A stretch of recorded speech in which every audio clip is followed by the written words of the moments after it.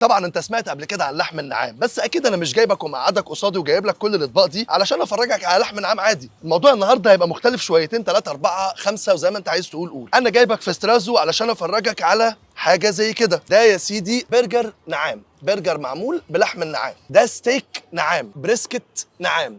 معروف دايما ان بريسكت بيبقى لحمه بقري، او في ناس كمان بتعملها بضاني. التشيكن وينجز في الماكن تشيز، فيليه ستيك، وعندك هنا نص فرخه. وعايز اقول لك ان وانا بلبس الجوانت ده كده حالا دلوقتي هتلاقي في نعامه بتجري من ورايا. ها مازن، نبدا بايه؟ بالستيك ولا بالبرجر ولا بالبريسكت؟ من اليمين. خلاص نبدا بالبرجر. واضح طبعا ان حته البرجر محترمه. افتح لك اوريك من جوه. بص يا سيدي، حته البرجر والجبنه والصوصات والقصه، بسم الله. الهوا كمان اللي موجود مخلي الموضوع لطيف. بسم الله.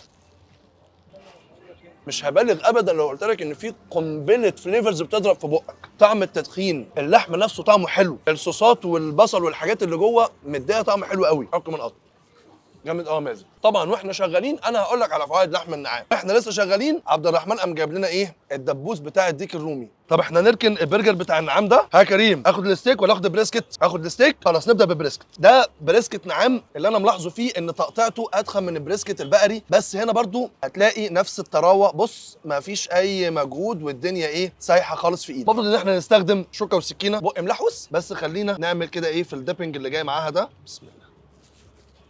انا مستمتع. جرب كده يا مازن، تعال افتح بقك. عيب. بص هديها له والله اهو. ايه رايك يا مازن؟ قول الحقيقه. جرب يا كركر. هتيجي ما تحورش، افتح بقك. قول الحقيقه. والله حلو لما يكون جاي لك طبق زي ده، فانت بتركز طبعا على موضوع الفكره الاساسيه اللي هو لحم النعام، بس بيبقى عندك كمان شويه رز زي ده كده، موجود فيه ذره وموجود فيه خضار. طعم الرز هنا مختلف. واحد زي مثلا متعود على الرز بتاع الكبسه، الرز البسمتي، الرز بتاع المندي، التبهيره نفسها جديده شويه علينا. ملاحظ في الرز ده طعم كرفس، وانا من الناس اللي بتعشق طعم الكرفس، فمدي تيست عالي قوي. طعمه حلو قوي. نكمل نعام ولا ناخد حاجه تانية غير النعام وبعد كده نرجع للنعام تاني في حته الستيك؟ انا هاخد برايك. نكمل في النعام، ناخد بقى سندوتش ايه الفيليه ستيك ده. تعال فيليه ستيك نعام برضو، ما احنا مكملين كده في النعام وما كسرتلكش كلمه يعني. ركز معايا كده ايه في التفاصيل بتاعت الساندوتش. اي حد بيجي بينزل له الساندوتش مليان زي ده كده، يعني ده مش للتصوير. بسم الله.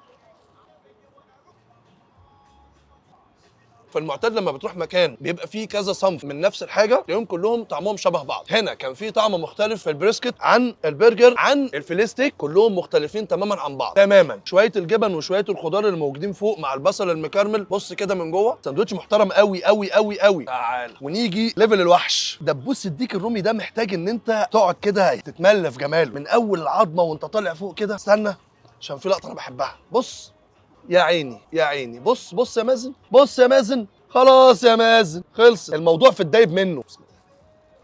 والطعم حلو قوي قوي قوي. انا مستمتع مازن، انا مبسوط بجد والله. حلو. قلت لك قبل كده لما تطلع معاك العظمه نظيفه بالمنظر ده تعرف ان الحاجه واخده حقها شويتين 3 في السوا. موضوع لطيف جدا، مفيش اي مجهود وكل حاجه بتقع، كله بيقع. دوق يا مازن. انا حتى مش عارف امسك ادوق الراجل. تاخدها ساده ولا تاخدها بالصوص؟ ساده. تعال انا طبعا مكان مازن، مش كل مره تبقى سالكه كده يا مازن. لا بس تعال بجد يا حبيبي يا مازن. لا والله ما اقدر، والله عيب. والله بمنتهى الامانه من احلى المرات اللي كلت فيها دبابيس رومي، وانا من الناس اللي ماليش تقل قوي على الرومي. طعمه حلو قوي. تعال تعال كركر يا جدع عيب.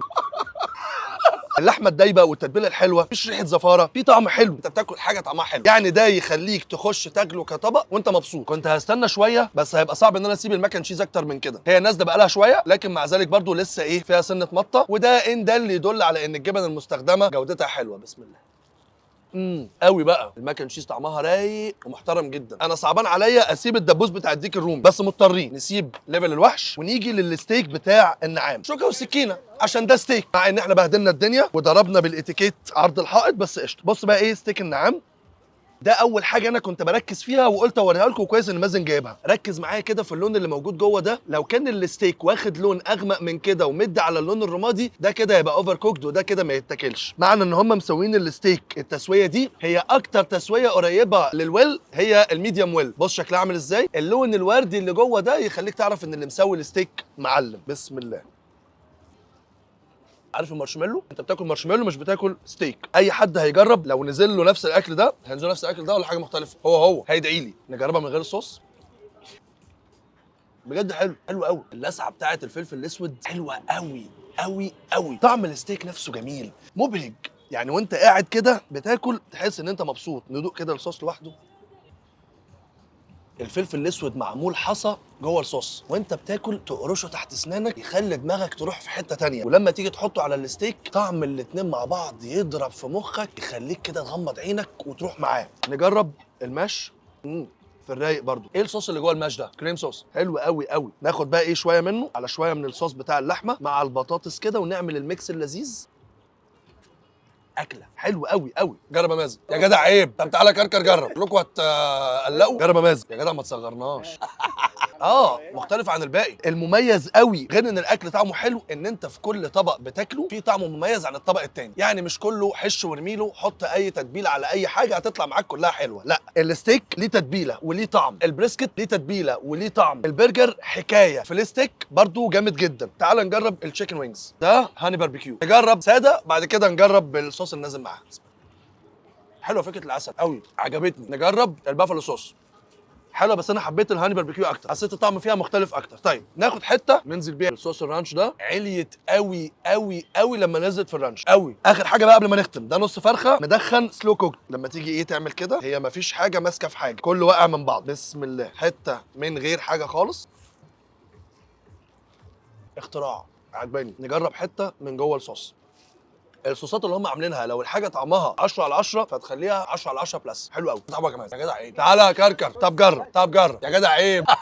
فراخ جميله. قبل ما اختم معاك خليني اقول لك على كام حاجه كده من فوائد النعام. النعام من اللحوم الخفيفه جدا على المعده، الكوليسترول بتاعها قليل قوي قوي، علشان كده بيستخدموه الناس اللي عندهم مشاكل في الكوليسترول، الناس اللي بيعملوا نظام حميه غذائيه، الناس اللي بيحبوا ياكلوا لحمه خفيفه، اللي عايز ياكل لحمه ويبقى مبسوط بقيمه بروتين عاليه جدا، مفيش كوليسترول مفيش دهون، هيتبسط جدا بلحم النعام. تجربه حلوه طعمها مختلف، وخصوصا هنا كمان في سترازو عاملين شويه اطباق فعلا فعلا تستاهل ان انت تيجي تجرب. لو مش عايز تاكل لحم نعام عندك دبوس الديك الرومي، ده فعلا من احلى الاماكن اللي كلت فيها ديك رومي. يمكن كمان لو كنا كلنا تشيكن وينجز دي وهي لسه سخنه قوي كانت هتدي كمان تجربه احلى من كده. المهم انت علشان خاطر تيجي وتشوف الاطباق دي وتجربها وتحكم بنفسك على لحم النعام والاطباق التانيه اللي غير لحم النعام، هتيجي هنا في مول كليو جاردن او المعروف بمول سيراميكا كليوباترا. هو هتلاقيه لازق في هايبر 1. المكان يستاهل التجربه جدا، الناس لطاف والاكل فعلا هيعجبك. هنا بقى مش هينفع اقول لك ما تجيبش الاكل ده جبته مكانك، لا تعالى كل انت، انا مش هبقى مكانك.